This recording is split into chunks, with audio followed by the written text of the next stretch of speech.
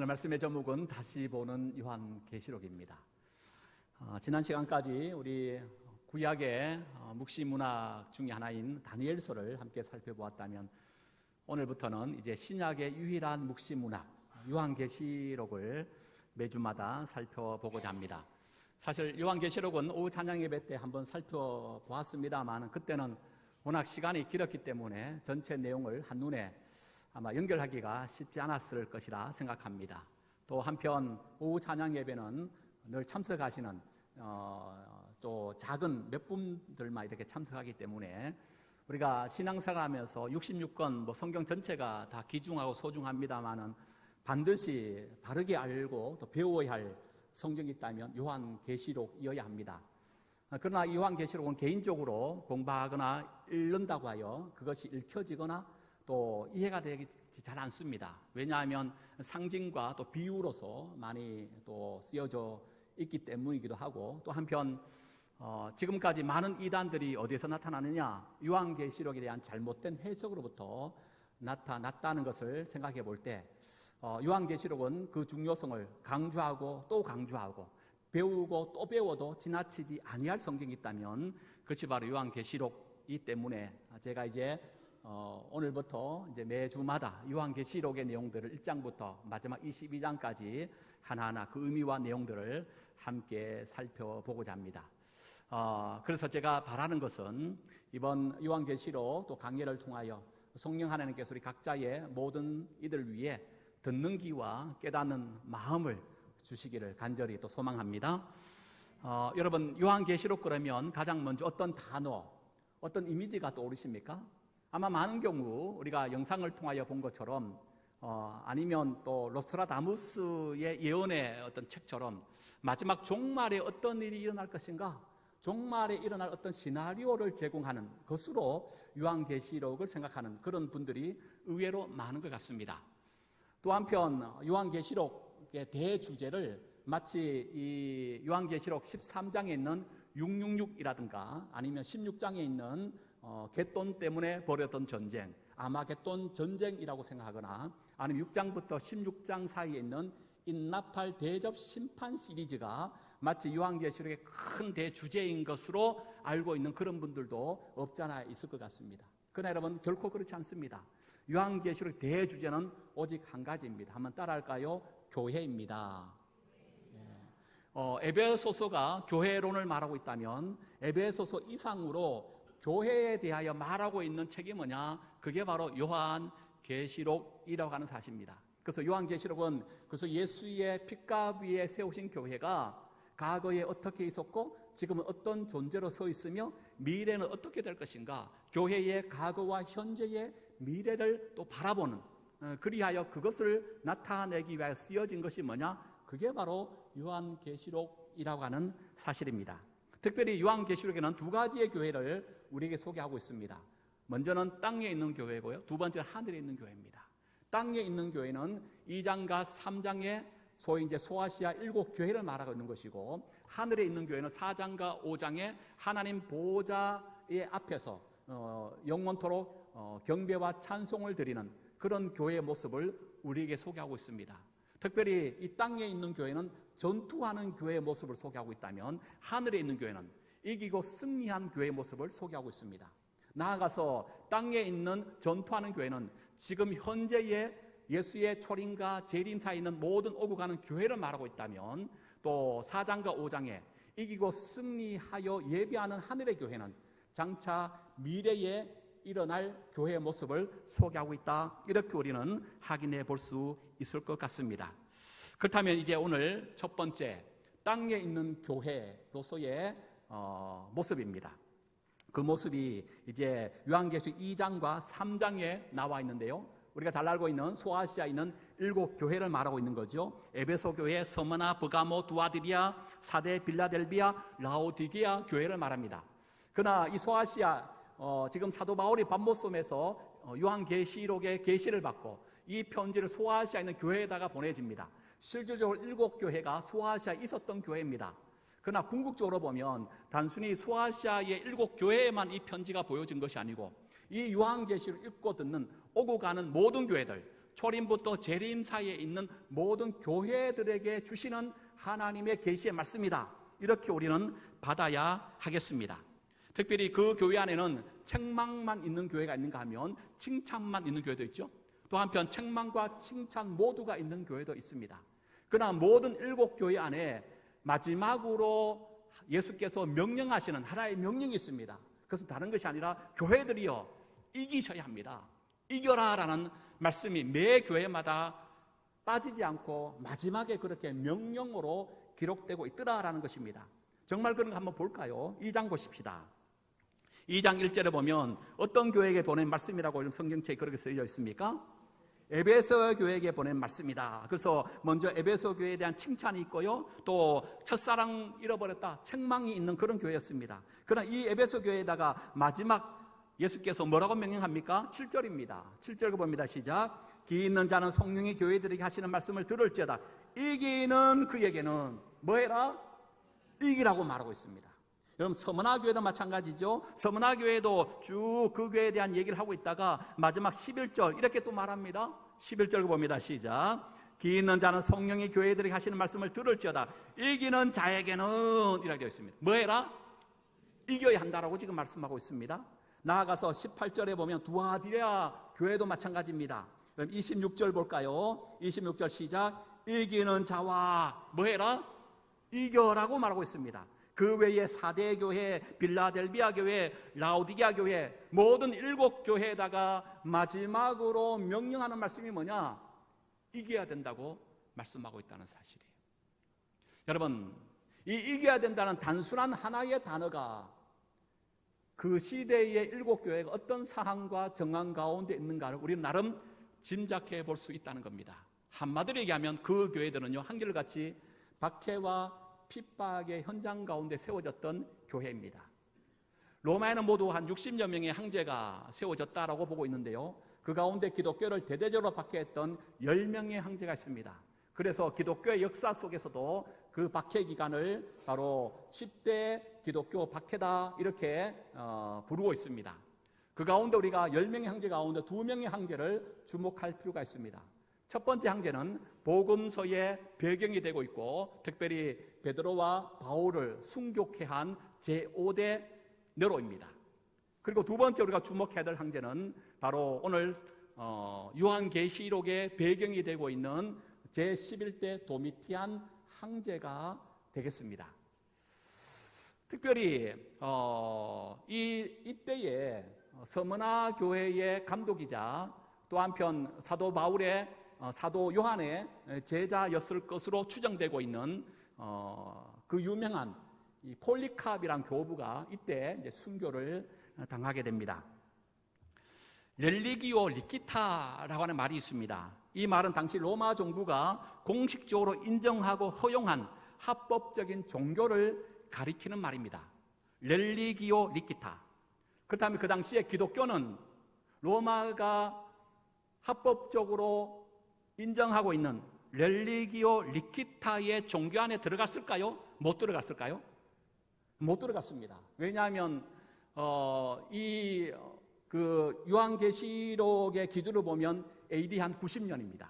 예수님이 AD 30년에 돌아가셨잖아요. 한 50년 내지 60년의 그 짧은 기독교의 역사가 그렇게 길지 않았습니다. 그러다 보니까 신생 종교였고 그만큼 기독교인들도 상대적으로 그 수가 적었습니다. 무엇보다 로마인들이 생각할 때에 기독교인들이 믿고 있고 추종하고 따르는 이가 누굽니까?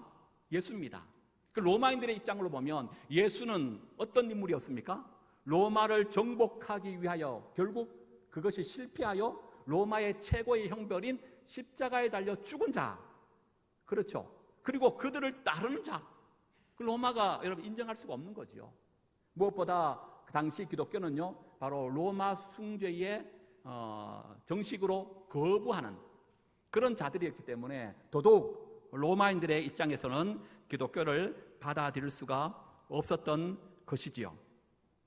여러분 그렇다면 이 기독교의 모든 예배와 모임은요 불법 행위입니다. 그래서 정식 종교가 아닌 기독교는요 예배와 집회가 자유롭지 못했습니다. 그러면 이들은 언제 모였을까요? 아마 많은 학자들이 말할 때에 많은 사람들의 눈을 피하여 아직 해가 뜨기 전 새벽 이런 시간에, 아니면 해가 다 지고 난 이후 어두움이 짙은 한밤에 모였을 것으로 그렇게 보고 있습니다. 여러분 한번 생각해 보십시오. 지금 이 어두움이 짙어 있는 지금 여러분 건물로서의 교회가 아닙니다. 이때는 다 가정교회입니다. 믿음의 성도 가운데 한 사람이 믿음이 좋아서 자신의 가정을 오픈하여 그 교회가 가정교회의 시작이고 그것이 교회의 뿌리가 되어집니다. 모여봤자 얼마나 모였겠습니까? 뭐 5명, 10명 정도 모였을까요? 약 주 한 200년경에 유적이 발견되었는데 가정을 터서 한 60명 정도가 예배를 드렸다라고 하는 가정교회에 발견되는 그런 경우가 있었지만 이때는 그 전보다 훨씬 100년 전의 일입니다. 그러니까 여러분 얼마나 그 작은 가정에서 모여서 그들이 그래도 신앙을 지키기 위하여 함께 모인 겁니다. 그러니까 피곤한 육신을 뒤로하고 또 나아가서 언제 로마의 군사들이 쳐들어와서 발각될지 모르는 그런 죽음의 불안한 가운데 그들이 함께 모여 있는 겁니다. 아마 모였을 때에 캄캄한 밤이니까요. 지금처럼 뭐 전기가 있는 것도 아니고 뭐 호롱불 같은 작은 불을 몇 개 이제 펴놓고 그들이 모였겠죠. 그때 한 원로가 그 자리에서 일어섭니다. 그리고 이제 양피지나 파피루스 같은 곳에 쓰여진 요한계시록의 이제 책을 펼치는 거죠. 두루마리로 되어 있기 때문에 펼쳐서 이제 읽기 시작하는 겁니다. 그때 여러분 읽을 때 그 요한계시록의 첫 단어는 의도적으로 강하게 선포하며 읽었습니다. 마치 콘서트가 시작될 때 피아노를 먼저 꽝 하고 치는 것처럼 아마 그 섰던 원로가요, 많은 사람들은 그 앞에서 앉아 있습니다. 이렇게 첫 시작을 큰 소리로 아마 선포했을 것입니다. 아포칼립시스. 아포칼립시스. 이 말은 계시다라는 말씀이에요. 요한계시록 1장 1절에 그리하여 이 말씀은 어떤 말씀? 예수 그리스도의 계시다. 그래서 헬라어 원문의 어순과 다릅니다. 계시가 앞에 나옵니다. 계시다, 예수 그리스도의 말씀이다, 그런 뜻이에요. 그러니까 여러분 한번 상상해 보십시오. 지금 피곤한 육신을 뒤로하고 어두움이 내려져 있습니다. 그 호롱불 작은 불 하나 켜고 옆에 사람 그저 얼굴만 인식할 정도로 그런 어두컴컴합니다. 여러분 물리적으로만 어두운 것이 아니고 지금 그들의 심령과 마음도 어두워요. 왜요? 언제 로마군이 닥쳐와서 죽임당할 줄 모르는, 그러니까 육신적으로도 어둡고 물리적으로도 어둡고 영적으로도 언제 죽을 줄 모르는 불안과 죽음의 공포가 엄습해 있는 그 한밤중에 하나님의 말씀이 그들 가운데 선포되고 있는 겁니다. 아포칼립시스. 저는 이 말씀이 선포될 때요, 이런 일이 일어났지 않을까 상상해 봅니다. 마치 사도행전 2장에 오순절날 마가의 다락방에서 120명의 성도들이 간절히 기도하는 중에 마치 불의 혀와 같은 강력한 성령이 그들 가운데 임하지 않았을까? 아니면 창세기 여러분 1장 1절에 나오고 있는 땅이 혼돈하고 공허하며 흑암이 깊은 가운데 있을 때에 성령이 운행하시면서 빛이 있으라 라고 하는 말씀이 떨어지자 빛이 있었던 것처럼 바로 그곳에 아포칼리시스 하나님 말씀이 선포되는 그 순간 모든 어두움이 빛이 되고 두려움이 확신이 되고 죽음이 생명이 되어지는 그 자리가 되었을 거라고 저는 확신합니다. 오늘 이 자리가, 이 공간이 그런 은혜의 자리가 될 수 있기를 소망합니다.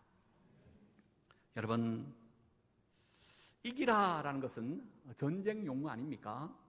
그래서 계시록에서 나타나고 있는 땅에 있는 교회의 특징은요, 바로 전투하는 교회를 말합니다. 전쟁에는 반드시 그 싸워야 할 대상이 있습니다. 누굽니까? 김건사나 이건사가 아니에요. 그 싸움의 대상은 1차적으로 물리적인 것은 바로 로마 제국과 로마 황제입니다. 또 궁극적으로는요, 그 배후에 역사하고 있는 어두움의 건세 잡고 있는 사탄과의 영적인 치열한 싸움이 지금 벌어지고 있는 모습이라는 사실입니다. 여러분, 그때에 교회는 뭐 해야 된다는 겁니까? 이겨야 됩니다. 전투하는 교회의 모습을 우리에게 소개하고 있다는 거예요. 그렇다면 지금은 여러분, 물리적인 전쟁의 한복판에 서 있지 않지만 여전히 사탄은 유무형의 여러 많은 방법을 통하여 우리를 미혹하고 유혹하며 믿음을 빼앗고 있는 영적인 전쟁의 한복판에 있음을 여러분 직시하셔야 합니다. 그러기에 오늘 이 시대의 교회도 소아시아 7교회처럼 반드시 우리는 뭐하는 교회? 이기는 교회가 되어야 될 줄로 믿습니다. 이기기 위해는 우리 교회는 어떤 교회가 되어야 돼요? 전투하는 교회가 되어야 돼요. 곧 이 말은 군함 같은 교회가 되어야 된다는 겁니다. 병원선이나 보급선이 아니에요. 세상을 향하여 포를 쏘고 말씀의 화살을 날릴 줄 아는 강하고 여러분 담대한 이런 군함 같은 교회, 에베소서 6장에서 말하고 있는 하늘의 전신갑주를 입은 십자가의 용맹스러운 군사로 우리는 이 세상과 맞짱 떠 싸워야 할 그런 하나님의 병사들이라는 것을 놓치시면 안 된다고 하는 사실이죠. 여러분, 그렇습니다. 지금 2장과 3장에서는 바로 땅에 있는 교회로서 전투하는 교회의 모습을 소개하고 있습니다. 그러기 위해서는 반드시 뭐 해야 된다고요? 이겨야 함을 선포하고 있는 거지요. 그럼 이제 두 번째, 하늘에 있는 교회의 모습을 살펴볼까요? 이 교회가 어떤 교회냐? 그것이 이제 오늘 읽었던 4장의 내용입니다. 먼저 여러분, 하늘 예배의 모습을 보게 되는데 2절 한번 볼까요? 4장 2절입니다. 시작. 내가 곧 성령에 감동되었더니 보라, 하늘의 보좌를 베풀었고 그 보좌 위에 앉으신 이가 있는데 그 모습을 3절 이렇게 얘기합니다. 앉으신 이의 모양이 벽옥과 홍보석과 같고 또 무지개가 있어 보좌에 둘렸는데 그 모양이 녹보석 같더라. 그럼 이 보좌에 앉으신 이가 누굴까요?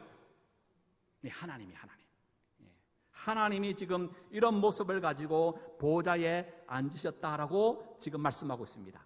예수님은 지금 보좌에 앉으신 분이 아니에요. 5장 6절에 보면 예수님은요, 내 생물과 장로 사이에 어린 양이 서 있다. 어린 양은 바로 거기에 예수님이 서 있는 겁니다. 즉 보좌에 이런 모습으로 서 계신 분은 하나님이 바로 거기에 앉아 계신 거예요. 그리고 그 다음 중요합니다. 4절 볼까요? 4절입니다. 시작. 또 보좌에 둘러 24 보좌들이 있고 그 보좌들 위에 24 장로들이 흰옷을 입고 머리에 금강안을 쓰고 앉았더라. 여러분, 하나님께서 보좌에 앉아 계시고 또 그 보좌 주변에 누가 있다고요? 24 장로들이 어디에 앉아 있어요? 보좌에 앉아 있다 그랬습니다. 여러분, 24 장로, 24는 12 더하기 10이지요. 그래서 이 24 장로는 구약의 12지파, 신약의 12제자, 곧 구약의 교회와 신약의 교회를 말하고 있다. 이렇게 보고 있습니다. 그러니까 교회를 지금 말하고 있는 겁니다. 교회가 지금 어디에 있다? 하나님의 보좌 앞에 계시다. 지금 이 얘기를 하고 있는 거죠. 근데 지금 보좌의 앞에 교회가 있는데 그 교회가 어떤 모습으로 서 있는가를 우리가 주목할 필요가 있습니다. 먼저 24 장로들이 보좌에 앉았다라고 되어 있습니다. 여러분, 이것은 한번 찾아볼까요? 앞에 3장 21절입니다. 21절 바로 앞에 있죠. 이 3장은 마지막 21절은 어느 교회에게 주신 말씀입니까? 마지막 라오디게아 교회에게 주신 말씀이에요. 21절 라오디게아 교회, 여러분 전투하는 교회입니다. 여러분 반드시 이겨야 합니다 라고 말씀하면서 이길 때에 어떤 상이 주어지느냐? 21절 봅니다. 시작.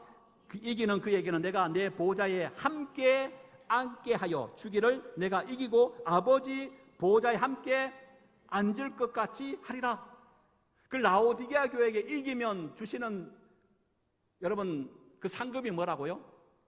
보좌에 앉게 하겠다. 하나님의 그 앞에 보좌에 앉게 하겠다. 근데 24장로가 지금 어디 앉아 있어요? 보좌에 앉아 있네요. 또 한편 24장로 교회가 어떤 모습을 취하고 있습니까? 장로들이 뭘 입었어요? 흰 옷을 입었다고 되어 있습니다. 이것도 마찬가지입니다. 여러분 3장을 보십시다. 3장의 1절에 어떤 교회에게 주신 말씀입니까? 사대 교회에게 주신 말씀이에요. 사대 교회에게 주시면서 마지막 5절 이렇게 말하죠. 시작. 이기는 자는 이와 같이 뭐 입어요? 예, 사대 교회에게 주시면서 너희들 반드시 이겨야 된다. 이기면 상급이 있는데 어떤 상급? 흰 옷을 입게 하겠다는. 근데 24장로가 지금 뭘 입어요? 흰 옷을 입고 있네요. 맞지요? 그리고 나아가서 24장로들이 머리에 뭘 쓰고 있습니까? 예, 금관을 쓰고 있습니다. 여러분, 이것도 마찬가지입니다. 여러분, 7절 어떤 교회에게 주신 말씀이죠? 예, 빌라델비아 교회에게 주신 말씀이에요. 그러면서 빌라델비아 교회가 이기면 어떻게 되느냐? 여러분 11절 보세요. 11절 시작. 내가 속히 오리니 내가 가진 것을 굳게 잡아 아무도 내 면류관을 빼앗지 못하게 해라. 그래서 앞을 보세요. 그럼 24장로들이 보호자에 앉으신 하나님 앞에 서 있는데 그들이 어떤 모습으로 서 있습니까? 24장로들이 흰 옷을 입고 머리에 면류관을 쓰고 그들 또한 보호자에 앉아있더란 겁니다. 근데 알고 봤더니 하나하나가 땅에 있던 지상교회가 이기면 이런 상급을 받게 한다라고 하는 그 상급을 받은 자로서 지금 하나님 앞에 서 있음을 보게 되는 겁니다. 그러니까 왜 2장과 3장은 땅에 있는 7교회를 말하고 왜 4장과 5장에 있는 24장로가 땅을 대표하는 바로 이기고 승리한 바로 교회를 말하고 있는가? 그것이 왜 하늘에 있는 교회를 지칭할 수 있는가? 왜 그들이 이기고 승리했다 말할 수 있는가? 라고 하는 근거가 그들이 앉아있는 자리와 입고 있는 것과 쓰고 있는 것들이 하나님께서 약속하셨던 그 이기는 자가 받을 상급을 누리고 있기 때문에 우리는 이 하늘에 있는 24장로가 이 땅의 교회로서 이기고 승리했음을 우리가 생각해 볼 수 있다고 하는 사실입니다. 여러분, 중요한 것은 이렇게 이기고 승리하여 하나님의 보좌 앞에 그들이 서 있습니다. 24장로들이 뭐 할까요? 오늘 우리 성경을 볼까요? 10절 보십시다. 4장 10절 시작. 24장로들이 보호자에 앉으신 이 앞에 엎드려 세세토록 살아계신 이에게 경배하고 자기의 간을 보호자 앞에 드리며 이르되 11절입니다. 시작. 우리 주 하나님이여 영광과 존귀와 권능을 받으실 것이 합당하오니 주께서 만물을 지으신지라 만물이 주의 뜻대로 있었고 또 지으심을 받았나이다 하더라. 24장로들이 어떻게 하고 있겠다고요? 앉았던 자리에 일어나서 썼던 면류관을 벗어 누구 앞에 드리고? 하나님 앞에 드리며 엎드려서 뭐 하고 있습니까? 경배하고 있는 거예요. 그리고 그 경배의 찬양의 내용이 11절에 나와 있는 겁니다. 우리 주 하나님이여 영광과 존귀와 권능을 받으시기에 합당합니다. 그러니까 여러분, 천국은 뭐 하는 곳일까요? 예배하는 곳이에요. 예배하는 곳. 영원토록 하나님을 예배하는 곳이 천국입니다. 그래서 여러분, 천국은요 우리가 영원토록 들어가 살아야 될 거 아닙니까? 그럼 이 땅에서도 예배해요, 예배하잖아요. 지금도 우리는 예배하는 장소에 서 있습니다. 이 땅에서 예배는 그럼 어떤 의미의 예배일까요? 영원토록 드릴 천국에서의 예배의 예형 연습을 하는 것이 지금의 우리의 예배 자리예요. 그러기에 여러분, 지금 이곳에서 예배 소중함의 가치를 알고 진정과 신령으로 예배를 드리는 그 자가 마지막 죽어 영원한 천국에서도 영원토록 예배하는 자가 될 줄로 믿습니다. 이 말은 반대로 얘기하면 이 땅에서 예배를 소홀한 자는 천국 가서 모두가 기쁨과 즐거움과 감사와 찬송을 드리는 그때에 제일 뒤에 앉아서 머뭇머뭇 쭈뼛쭈뼛 남들은 신나게 주님을 힘껏 찬양하는데 어찌할 바 알지 못하여 노래도 보니까 저 무슨 노래를 하지? 이런 일이 없기를 소망합니다. 그래서 매주 드려지는 반복된 예배지만요 최선을 다해요. 오늘의 예배가 곧 장차 천국에서 드려질 예배의 모습이라는 것을 기억해야 합니다. 영상을 잠시 하나 볼까요? 예, 방송실 영상 하나 틀어주시죠.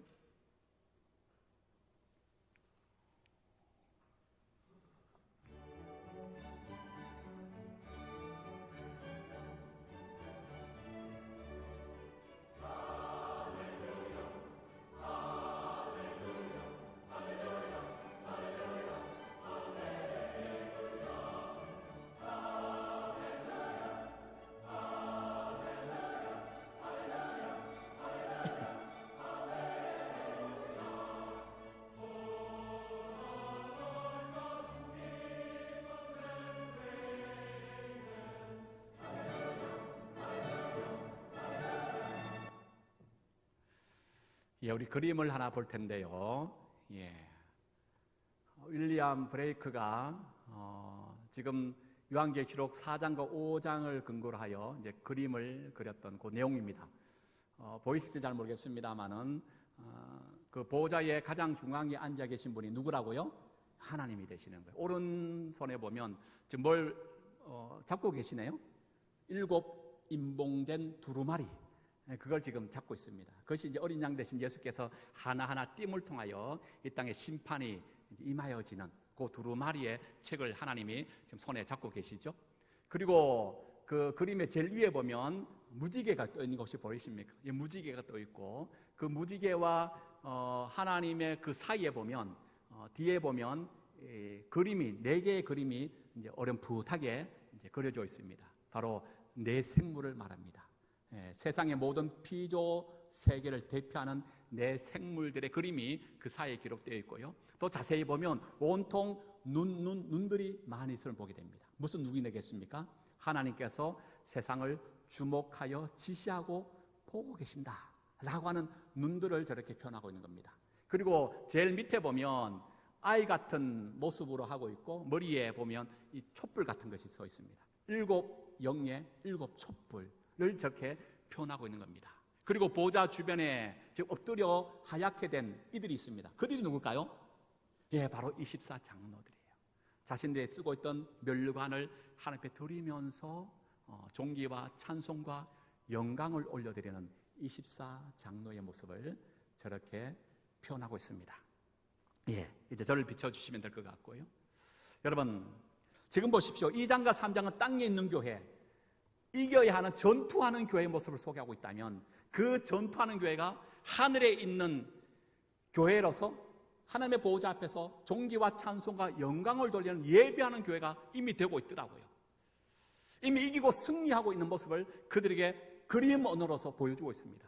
여러분, 이 말씀을 받고 있는 박해와 핍박의 현장 가운데 있는 소아시 7교회, 아니 초림과 재림 사이에 있는 수많은 오늘의 우리 교회에게 주시는 메시지가 뭘까요? 하나죠. 반드시 끝까지 믿음을 지키십시오. 이긴다는 것은 다른 것이 아닙니다.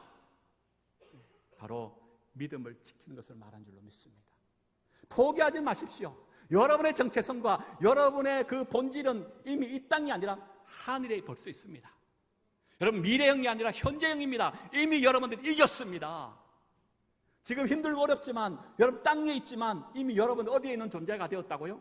하늘에 있는 존재가 되어졌습니다. 이미 여러분들은 하늘에서 이겨 승리하여 하나님의 보호자 앞에서 영원토록 그 하나님 앞에 찬송과 존귀와 영광을 돌리는 자가 되고 있습니다.